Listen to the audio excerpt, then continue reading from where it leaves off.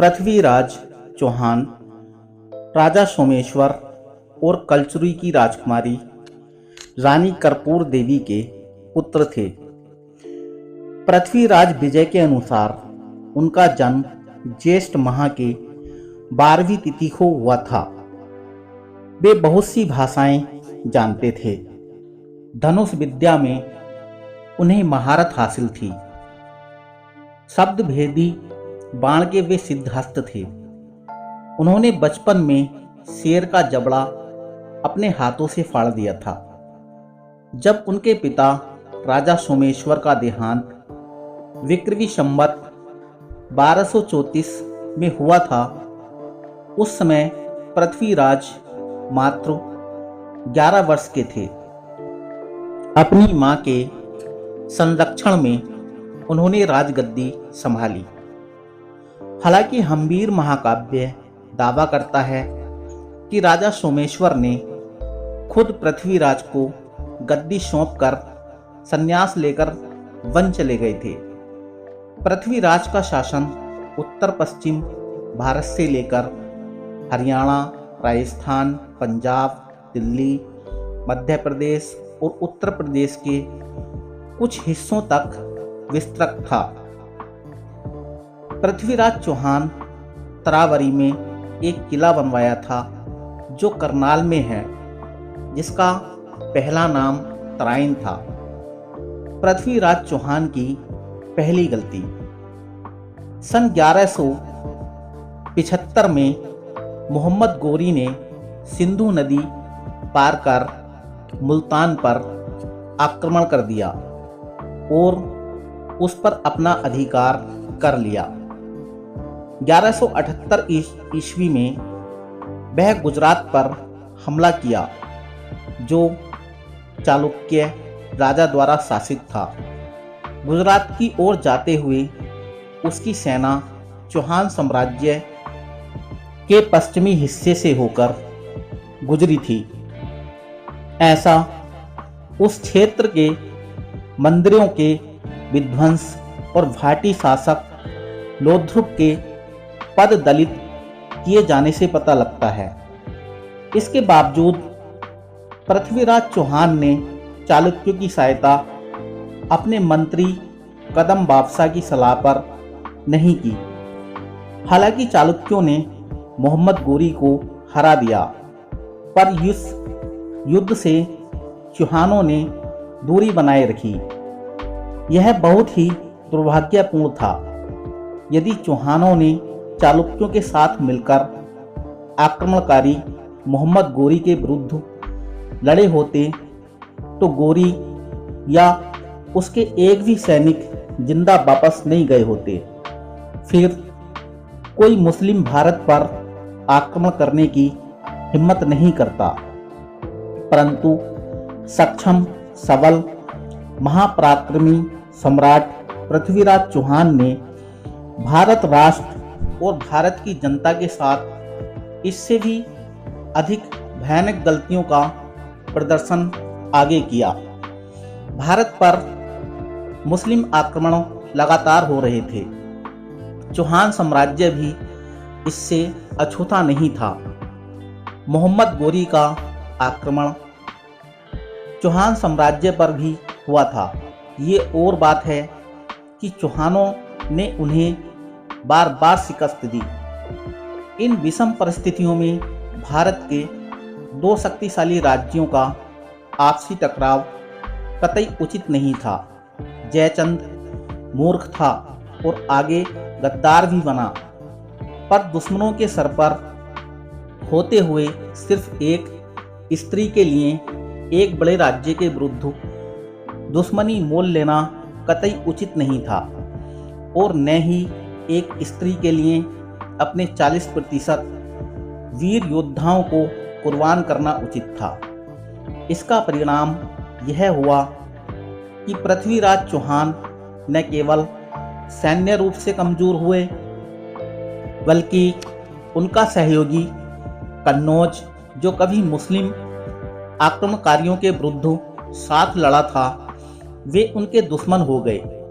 इतना ही नहीं, संयोगिता के अपहरण की घटना के बाद जयचंद ने विदेशी आक्रमणकारी मोहम्मद गोरी को पृथ्वीराज चौहान के विरुद्ध हर प्रकार से सहायता की।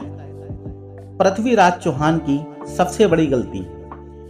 हम्मीर महाकाव्य के अनुसार जब गोरी ने पृथ्वीराज चौहान के साम्राज्य पर हमला किया तो पृथ्वीराज ने गोरी को हराकर युद्ध में बंदी बना लिया और उसे उन राज्यों के अधिपतियों से माफी मांगने के लिए बाध्य किया जिसे उसने लूटा था।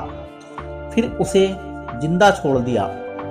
पृथ्वीराज प्रबंध ऐसे 8 युद्धों का विवरण देता है जिसमें पृथ्वीराज चौहान ने मोहम्मद गोरी को हराकर बंदी बनाया और फिर यूं ही छोड़ दिया, न तो दंडित किया और न ही हर्जाना वसूला। प्रबंध कोष पृथ्वीराज चौहान द्वारा 20 बार मोहम्मद गोरी को हराकर बंदी बनाए जाने का जिक्र करता है और 21वीं बार हार जाने का जिक्र करता है। सुरजन चरित और पृथ्वीराज रासो भी मोहम्मद गोरी को और पृथ्वीराज चौहान के बीच 21 युद्धों का वर्णन करता है। गोरी ने सरहिंद अर्थात भटिंडा पर हमला किया जहां थोड़े से ही दुर्ग रक्षक थे, फिर भी वीर क्षत्रियों ने उनके छक्के छुड़ा दिए। फिर गोरी ने शांति वार्ता के लिए उन्हें बुलाया और कैद कर छल से दुर्ग पर अधिकार कर लिया। यह सुनकर पृथ्वीराज चौहान ने गोरी पर हमला किया। गोरी सेना सहित दुर्ग छोड़कर भाग गया। भटिंडा को फिर से हिंदू क्षेत्र में मिला लिया गया। गद्दार जयचंद के सहयोग के भरोसे गोरी ने फिर आक्रमण किया। इस बार भी पृथ्वीराज चौहान ने वीर सैनिकों की सहायता से उसे नेस्ता नबूद कर हाथ पैर बांधकर पृथ्वीराज चौहान के सामने पेश किया। पृथ्वीराज चौहान ने हर्जाना वसूल कर उस नर पिशाच को दया कर यह अहंकारवश इस बार भी जिंदा छोड़ दिया। पृथ्वीराज चौहान और मोहम्मद गोरी के बीच आखिरी संघर्ष।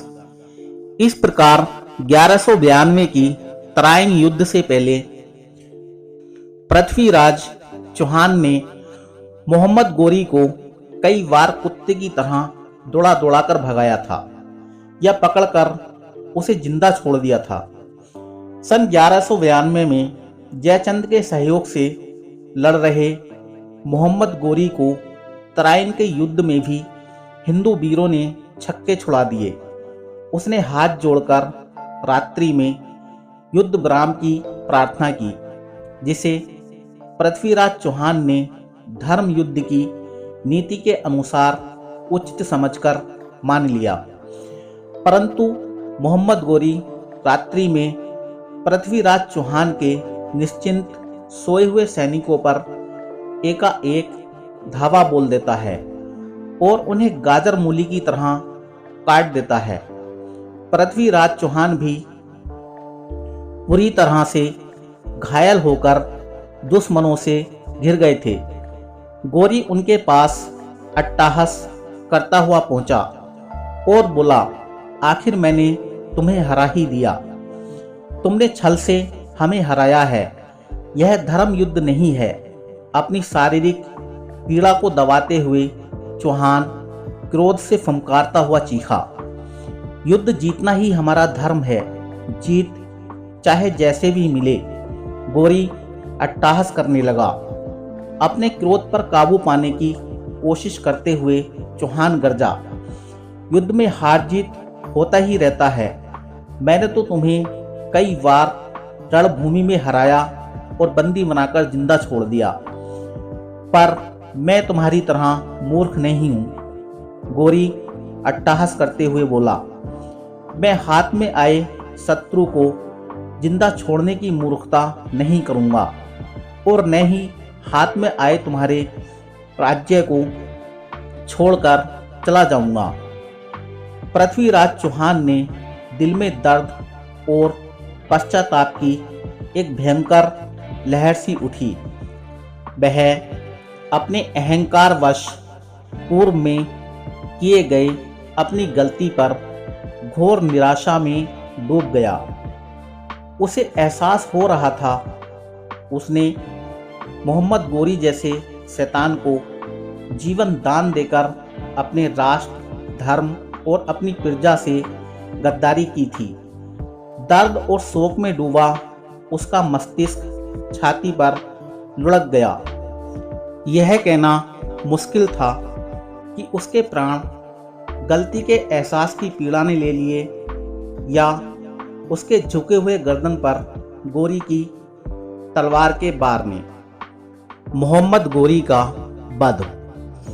भारत का विजयी क्षेत्र अपने गुलाम कुतुबुद्दीन ऐबक को सौंपकर वह लाहौर के दुर्ग में कुछ महीने रहा। इसके बाद मोहम्मद गोरी गजनी के लिए प्रस्थान किया। मार्ग में उसने दमियक में पड़ाव डाला। उसके सैनिक लूटी हुई स्त्रियों के भोग में मगन थे और गोरी भी खुद राग रंग और भोग में डूबा था। ऐसा ही रोज चल रहा था। 15 मार्च 1266 का दिन था। अचानक सर पर भगवा कपड़ा बांधे सिर्फ 2-4 दर्जन हिंदू वीरों का एक दल रास रंग और भोग में डूबे गोरी के टिड्डी दल पर शेर की तरह झपट पड़ा। कुछ ही देर में लाशों का ढेर लग गया और वीर हिंदुओं का एक दल गोरी के पास पहुंच गया और उस शैतान का सर काटकर जमीन पर फेंक दिया। एक एक हिंदू वीरों ने 10-10 इस्लामी शैतानों को मारकर अपनी आहुति दी थी। कहा जाता है इस्लामिक शैतानों ने लौटते वक्त एक गांव पर हमला कर इनकी बहन बेटियों को उठा लाए थे, जिसका बदला इन हिंदू वीरों ने आत्मघाती दस्ता बनाकर गोरी को मौत के घाट उतार कर लिया था। जो काम बड़ी बड़ी सेनाएं नहीं कर सकीं, वह काम हथेली पर जान रखकर चंद बहादुर हिंदू वीरों का आत्मघाती दस्ते ने कर दिखाया था।